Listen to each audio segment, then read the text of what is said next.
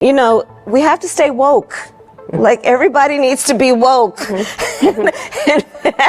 And you can talk about if you're the wokest or woker, but just stay more woke than less woke. Yeah.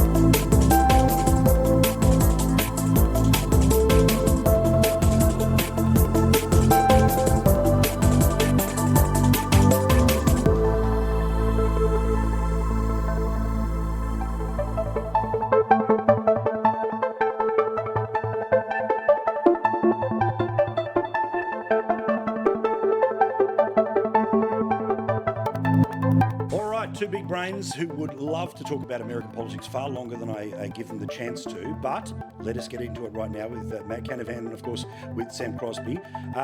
Matt, it feels like, well, the data is out there. We have hit the tipping point where Harris is now leading. The assumption is that she is in that position because the key state of Pennsylvania has now started to flip. Now, as somebody who would like to see Trump get up, what would you like to see him do? My suggestion?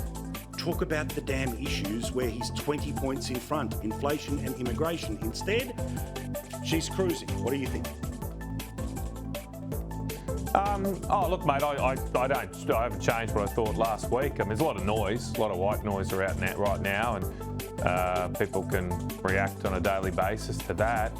But the fundamentals of this race haven't changed. It's going to be decided in those Rust Belt states, and as I said last week, I don't think Kamala Harris, a very left-wing senator from San Francisco, is going to resonate very well in those states. There's so much material, it will eventually hit. I mean, I think the Trump campaign's right not to throw all that out there just yet. There's plenty of time to go. They've got to pick their moment. And the reality is the Kamala campaign have spent an enormous amount of money. I've seen figures of $30-40 million they've spent on advertising. Very unusual at this stage of the cycle, but obviously they're trying to generate some momentum, and that sort of money is going to do something. But you wonder whether they've really got a bang for their buck if they've just had a couple of points change in the polls for that kind of money being spent. But also, you know, Sam, it feels like, again, that when you get too deep into the reeds or too, counting the number of grains of sand on the beach, that's where we all are, right? Trying to look for what might happen. Of course, we don't know what next week, next month, I mean, literally where we were a month ago compared to where we'll be in a month, 2 months' time. But what's your sense? Are you surprised that it has gone this way this quickly? Are there things she needs to do to step beyond what she's currently doing? Look, I'm absolutely surprised it's gone this far, this quickly. To Matt's point about the amount of money they're spending now, he's absolutely right. This is unprecedented, but so is dropping in a candidate at this stage with no primary. So she is as yet undefined in the American mind. I know everyone here and probably everyone watching has a very clear view of her.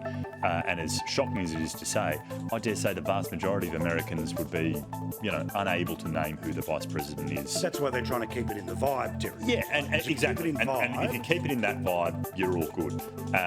I think in the next day or so, she's going to name a vice presidential candidate. That's going to be an important, moment for the campaign.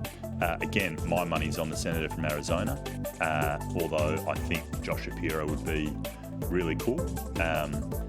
The other one that's getting a really strange amount of traction, considering that Minnesota is not at all a state that the Democrats are in contention. Literally no one's heard. Right, is the governor there, Waltz, who's, I'm told, a brilliant governor and would add real heft to that.